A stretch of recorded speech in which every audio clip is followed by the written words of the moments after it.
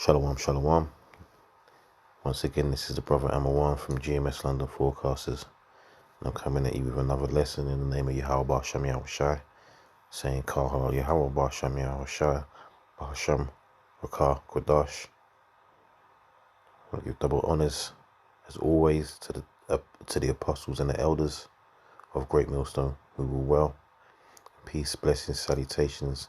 Much love to the brothers out there that's doing this work in the name of the Heavenly Father Yahweh and the Son, our Lord and Savior Yahweh Shai, who the world ignorantly calls Jesus Christ. All right, blessings also to the remnant of the nation of Israel, destined for salvation. All right, so I'm just going to jump straight into the scriptures, man. All right, because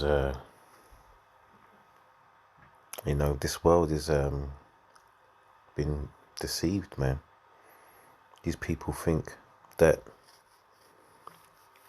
sooner or later things are gonna go back to the way they were, but before they know it, sudden destruction is gonna be upon this place, man.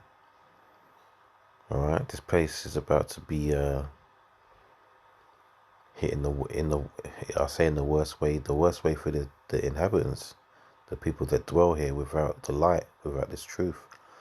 But for the men of the Lord, man, for the true believers, the faithful in Yahweh Ba'Shem Yahweh Shai, it's going to be glorious, man. All right. So let's just jump into it. Let the scriptures do the talking, man. So I'll start here in Matthew 24. And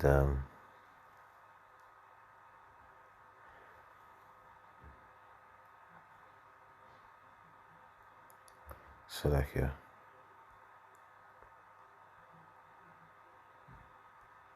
I'll just start at 21. All right. It says, for this is Yahweh Shai speaking. It says, for then shall be great tribulation, such as was not since the beginning of the world to this time, no, nor ever shall be. So when you think back to the past and all the things that's occurred on this planet that we know as Earth, right? That's called planet Earth, right? All the things that have happened previous, all the world wars, the plagues and the famines and all the destruction that's occurred before us and before these times that we're in now.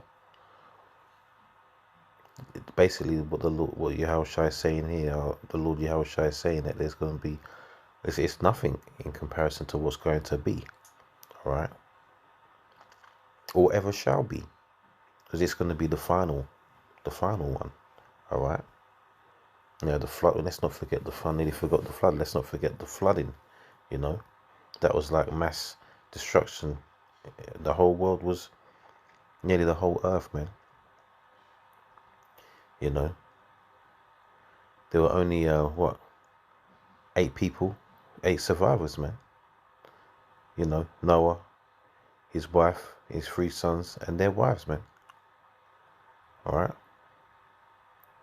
The earth was nearly completely and utterly destroyed, right? And that was bad. But this time it's going to be even worse. All right. It says, and except those days should be shortened, there should be no flesh saved. But for the elect's sake, those days shall be shortened, because the elect need to be saved, man. All right. Lord, when I'm part of that, and my brothers also in this truth, we need salvation, man. We need to be out. We need righteousness. We need to get out of this place, man. We need salvation. All right.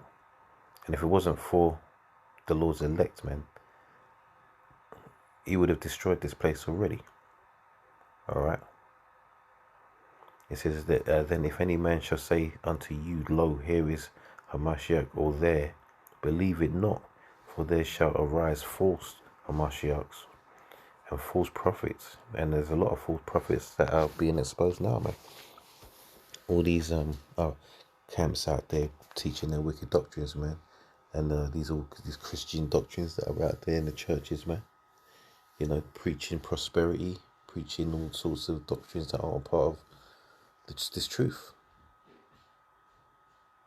It says, and shall show great signs and wonders, insomuch that if it were possible, they shall deceive the very elect. But that's telling you that the elect cannot be deceived. Right, so those that are become deceived are not of the elect. It's impossible. The elect are predestined for salvation, man. None, the scriptures say none can pluck them out of the Lord's hand, man. Alright? It says, behold, I have told you before. Wherefore, if they shall say unto you, behold, he is in the desert, go not forth. Behold, he is in his secret chambers. Believe it not. Alright, and we're going to get into why it's saying this, man. Basically, it's saying if people are going to try and tell you and prophesy exactly when and where Yahweh Shai is going to return, man, they can't do that. Even because even Yahweh Shai doesn't know that, man. It says, for as the lightning cometh out of the east and shineth even unto the west, so shall also the coming of the Son of Man be. Right? So it says, as for the lightning cometh out of the east and shineth even unto the west, right? So shall the coming of the Son of Man be. And what's that talking about, man? You can relate that to it's like Revelation 1:7, man. It says, behold, he cometh with clouds, and every eye shall see him. All right. All right. In fact, let's just get that. Why not? I haven't read that in a while. Revelation 1:7 says, behold, he cometh with clouds. It's talking about Yahweh Shai, right? Of course. And every eye shall see him, and they also which pierce him, and all kindreds of the earth shall wail because of him. Even so among, right? So that's that light shining from the east to the west, man.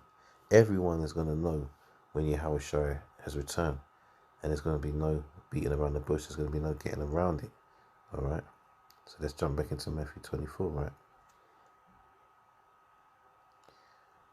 Where was I? So,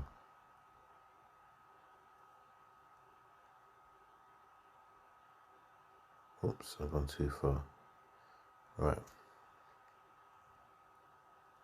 It says, for wheresoever, verse 28, for wheresoever the carcase is, there will the eagles be gathered together. Yeah, that's death. All right. It says, immediately after the tribulation of those days shall the sun be darkened, and the moon shall not give her light, and the stars shall fall from heaven, and the powers of the heavens shall be shaken. So who's the powers of the heavens, man? Right, that's the heavens. There's heaven on earth, which is right now the heaven of Esau. The wicked, man. They're in heaven right now. They're ruling. All right. To be in heaven is to rule. Right, because these are conditions also. Right, we're in our hell right now because we're at the bottom, not in rulership as we should so rightfully be. All right. So it says the powers of the heavens shall be shaken. Why? Because they know that they're in trouble, man. All right. They're in deep trouble. It says, then shall appear the sign of the Son of Man in heaven, and then shall all the tribes of the earth mourn, and they shall see the Son of Man coming in the clouds of heaven with great power and great. Sorry, I don't mean to mess that up like that. In the clouds of heaven. Let me read that again. And they shall see the Son of Man coming in the clouds of heaven with power and great glory. And he shall send his angels with a great sound of a trumpet, and they shall gather together his elect from the four winds, from one end of the heaven to the other, which is talking about the earth once more. All right. The scattered elect, man, from the four corners, man. All right. That's everywhere. All right. The Lord has scattered his elect. All right. If you read what is it? Isaiah 11. Let me just quickly jump to that. Might as well, since I brought it up. I believe it's 11 and yeah. I'll just quickly read that. Isaiah 11:11 says, and shall come to pass in that day that the Lord shall set his hand again the second time to recover the remnant of his people, which shall be left from Assyria and from Egypt and from Pathros and from Cush and from Elam, and from Shinar, and from Hamath, and from the islands of the sea, right? And he shall set up an ensign for the nations. And basically, that verse 11 is talking about just the regions of the earth, man. All right. So the Lord going to recover the remnant of his people from all over the earth. Verse 12 says, "And he shall set up an ensign for the nations, and shall assemble the outcasts of Israel, and gather together the dispersed of Judah from the four corners of the earth." All right. That's self-explanatory. So back in Matthew 24. I've got other scriptures to get, but I just want to read a bit more of this.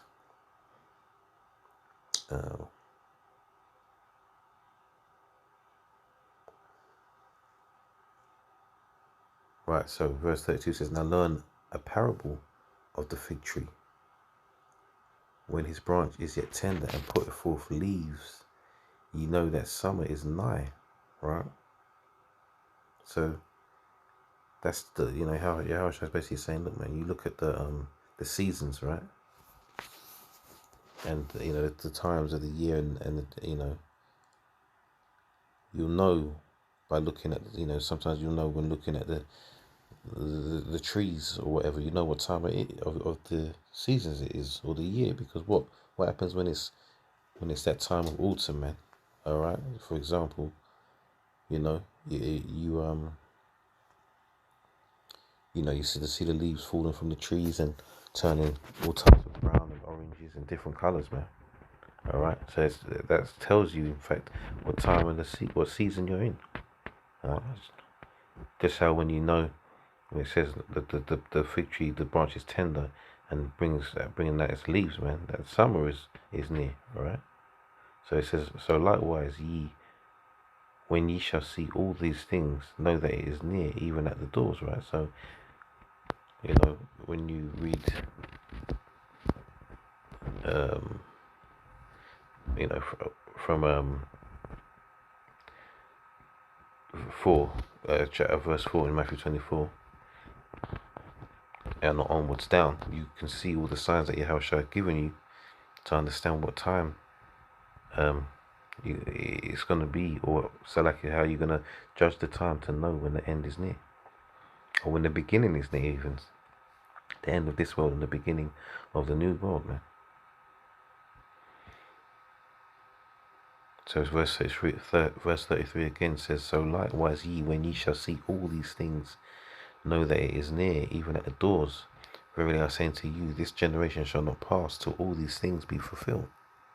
So all the prophecies must come to pass before this generation is over, and a new generation, which is the generation of the Israelites, man, that will be eternal. Yeah, that until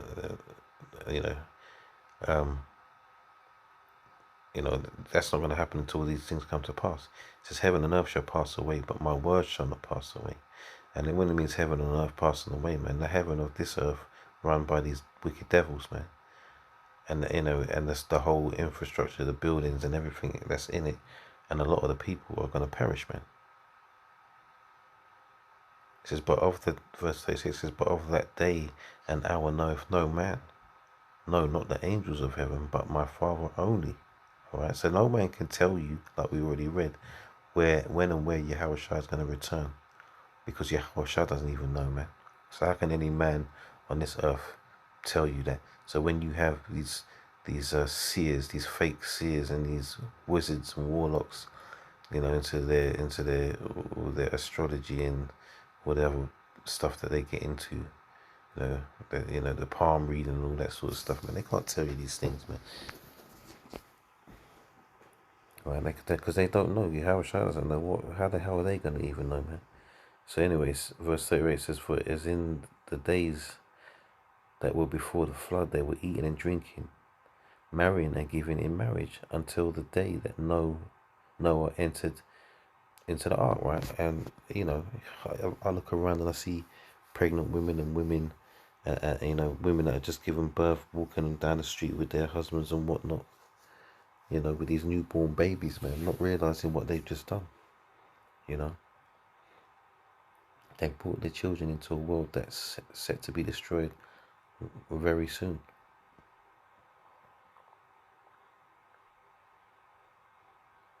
It says that, and knew not until the flood came. Yeah, so these people are walking around like it's all good, you know, and they're not gonna know until this new flood comes, which is not gonna be it's gonna be a flood of nukes, nuclear missiles, man. All right. It says, and knew not until the flood came and took them all away. So shall also the coming of the Son of Man be. Then shall two be in the field, the one shall be taken and the other left. All right, this is talking about being beamed up by them chariots, man. All right, two women shall be grinding at the mill, the one shall be taken and the other left. And so don't, and this is just showing you, man. Don't think that it's just the 144,000 elect men that are going to be beamed up, man, in the chariots, man. We have the remnants of a people of our nation, man. Right, that is going to be saved also, man. How do you think they're going to be saved? The same way, man. Beamed up in them chariots, man. All right. It says, 42, verse 42 says, "Watch therefore, for ye know not what hour your Lord doth come, neither does the Lord, man." All right. "But know this, that if the good man of the house had known in what watch the thief would come, he would have watched and would have not suffered his house to be broken up." So, you know, if everyone knew when Yahushua comes back, then everyone would be, right now, everyone would be repenting of all their sins, man, and awaiting his return, right? But it's not going to work like that. You know, either in this thing or not, you can't be, you know, all this deathbed repentance, man, doesn't work like that, man. You know, you can't just, you know, if everyone would knew they'd try and do wickedness up until that very moment and then try and repent, right? It says, "Therefore be ye also ready, for in such an hour as ye think not the Son of Man cometh." All right. So, yeah, man. Yahushua's about to come, and when he comes, man, in that moment of him returning, man, destruction is gonna fall upon this place, and we'll get a you know.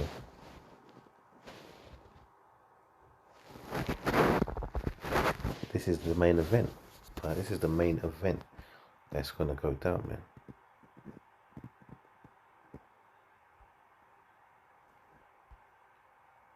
So Zephaniah 1:14, it says, "The great day of the Lord Yahweh Ba'ashem Yahushai is near. It is near and hasteth greatly. Even the voice of the day of the Lord, the mighty man shall cry bitterly." And this was written, thousands of years ago, man. All right, but in the eyes of the Lord, man, it was near. You know, it is near. All right. And even more so for us that read it now, because this is written for our learning, okay? And we have the better understanding than the prophets of old even had. All right. It sounds crazy to say that, but it's the truth. Because we can now, you know, break down. You know, we've all been taught. I'm not saying it like we just magically, you know, got an understanding through studying and through faith and through being taught by good teachers. We have the understanding. All right. But, you know, the prophets were given visions that they couldn't quite break down. So it says, the great day of the Lord Yahweh Shai is near, it is near, it hasteth greatly, even the voice of the day of the Lord Yahweh Shai. The mighty man shall cry there bitterly. So these are big, tough men, man. When the day of the Lord comes, man, they're going to be crying bitterly. They're going to be in, you know, anguish, man. It says that day is a day of wrath, a day of trouble and distress, a day of wasteness and desolation, a day of darkness and gloominess, a day of clouds and thick darkness. None of that sounds good, does it? You know, these Christians paint the picture of Yahushua coming out of the clouds and smile on his face, and, you know, everyone's, you know, it's a happy days, and he's, you know, he's cuddling everyone, hugging people and all that. No, he's coming to destroy, man. He's coming to destroy, man. It says a day of the trumpet and alarm against the fenced cities and against the high towers, man. You know, them high towers, man, where these rulers dwell. Right? It says, and I will bring distress upon men, that they shall walk like blind men, because they have sinned against the Lord, and their blood shall be poured out as dust, and their flesh as the dung. Neither their silver nor their gold shall be able to deliver them in the day of the Lord's wrath. So all these billionaires and trillionaires out there that think they got the game plan, they're gonna hide in bunkers, man. There's nothing you can do to stop what's gonna happen to you in the day of the Lord, man. Nothing. Right? And your money is not gonna be able to buy you. You know, all the money in the world can't buy you a bunker that's gonna protect you from the wrath of Yahweh Shem Yahushai. It says, but the whole land shall be devoured by the fire of his jealousy, for he shall make even a speedy riddance of all them that dwell in the land, because you know the destruction is of the Lord, man. All right, the destruction is of the Lord.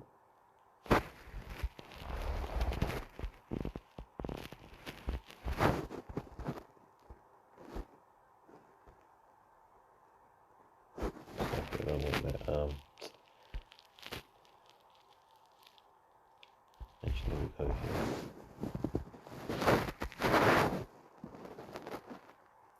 Right, yeah.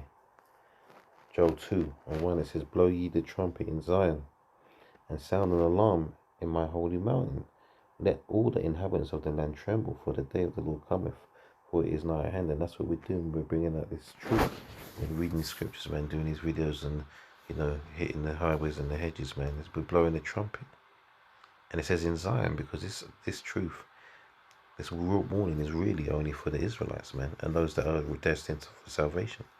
You know, obviously we're going to tell the heathens and that if it so be, you know, their destruction and the destruction of this society.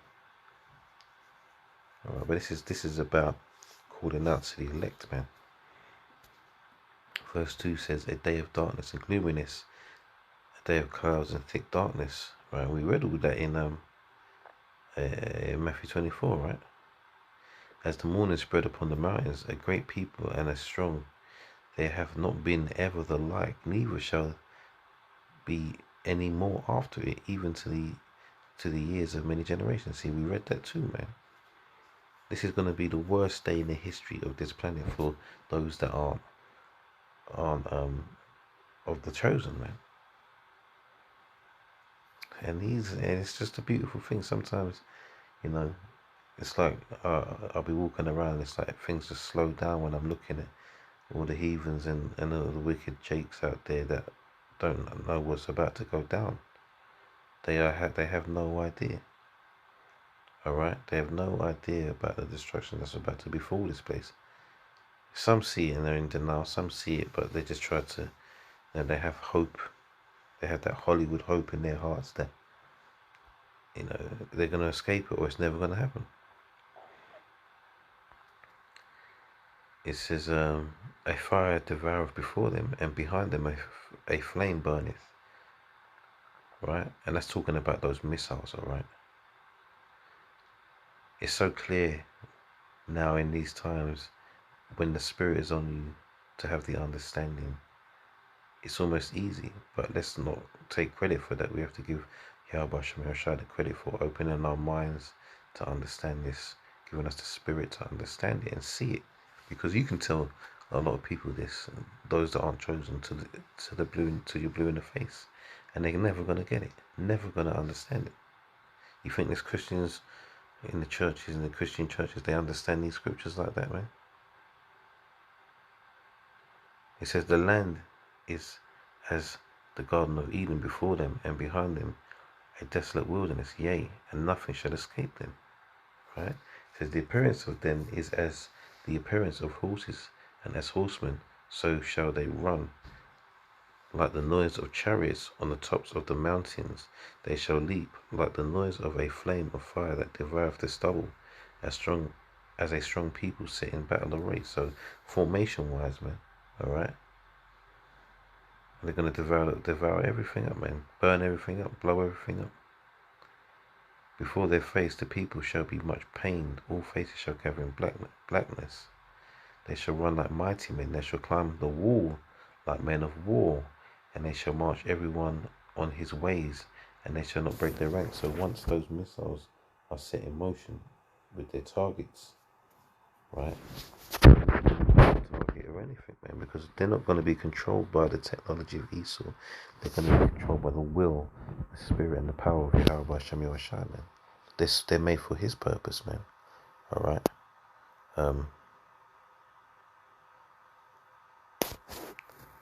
Where is that now? It's like, I'm gonna jump back to this. I just want to get something.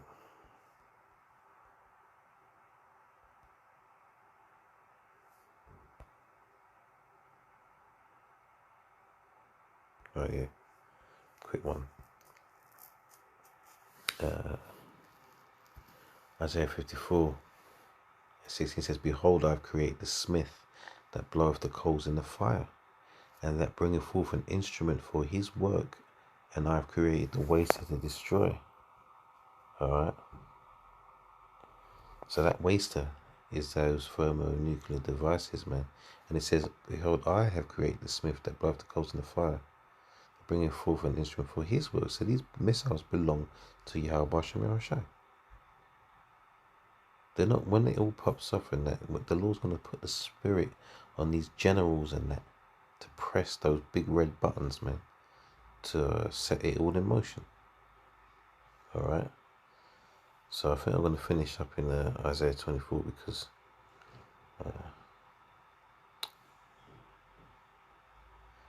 I'm running out of time. I don't want it to go over the half an hour. It's like that's not what it was. Where was I? It was Joel.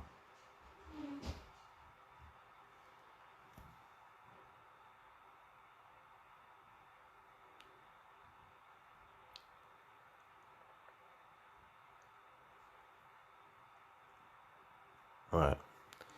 It says Joel 2:8. It says, "Neither shall one thrust another."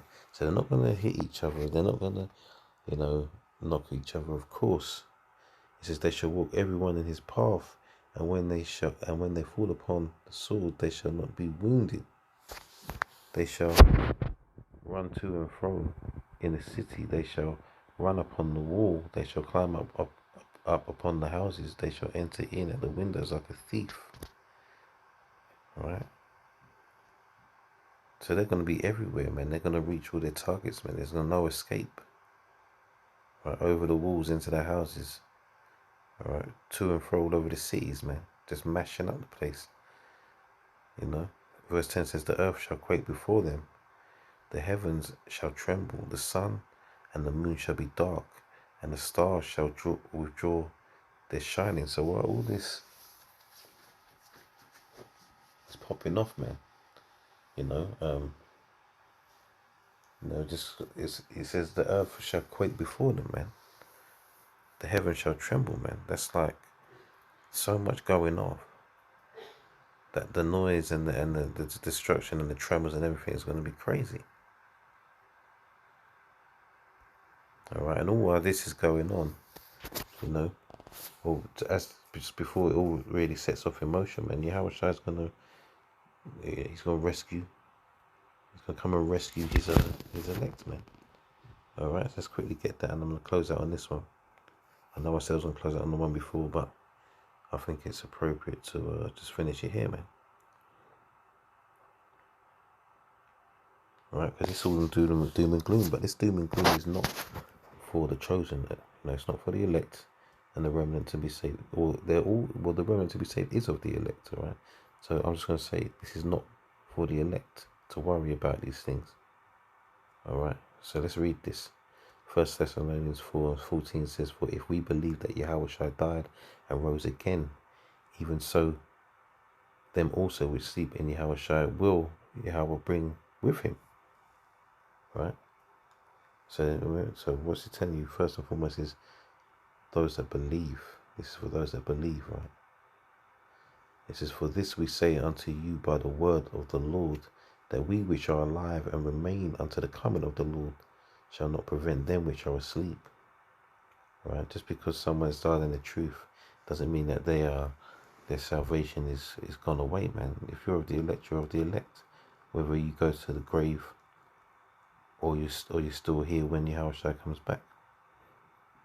It says, for the Lord himself shall descend from heaven with a shout, with the voice of the archangel, and with the trump of Yahweh, and the dead in Hamashiach shall rise first. Then we which are alive and remain shall be caught up together with them in the clouds to meet the Lord in the air, and so shall we ever be with the Lord. Wherefore come from one another with these words. And if you just read Revelation, I believe it's chapter 15, where it talks about, I'll quickly read this. Revelation 15:1, it says, and I saw another sign in heaven, great and marvelous, 7 angels having the 7 last plagues. For in them is filled up the wrath of Yahweh Shem Yahushai. And I saw, as it were, a sea of glass mingled with fire. And them that had gotten the victory had gotten the victory over the beast, and over his image, and over his mark, and over the number of his name, stand on the sea of glass, having the harps of the Most High. All right. So what's that? That's watching from above, man, the destruction, first and foremost, of Babylon the Great, man. All right. That's that sea of glass mingled with fire, man. Right. So that First Thessalonians, from 14 onwards down, man. That's what's going to happen once we're caught up in the air. That being caught up in the air is being caught up in those chariots, man. All right. The Christians depict it as just being floating up into the sky, and where you going, man? Where are you going to go? You're going into the chariots, man, because they don't understand about the chariots. And I'll keep, relating it to them, but it's a mass deception, man.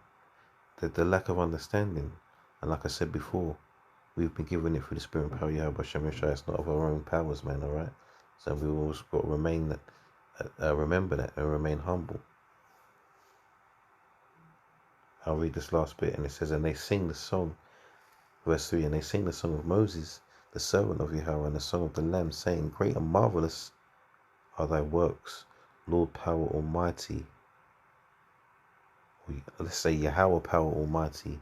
Just and true are thy ways, thou King of saints. Alright. So with that, I'm going to close out on that. Alright. So mass destruction is coming, but it's coming for the heathens, man, and the 2/3. Alright. And those that believe to the bitter end, that don't relinquish themselves to these Maximes and the MOTB and this new world order, man, this beast system, man. Those that remain steadfast to the bitter end, man, will be those caught up in the air, and will be watching the destruction from on high. All right. So with that, I want to say, Kal Halal Yahweh Shem Yahushai, Thawali Yahweh Shem Yahushai, for allowing me to do this lesson. I pray that it was edifying, and may Yahweh Shem Yahushai, make the move soon, man. May Yahweh Shai come back, soon, man, and get us out of this stinking hellhole, man. It's this wicked system. All right. So with that, I'm gonna say Shalom.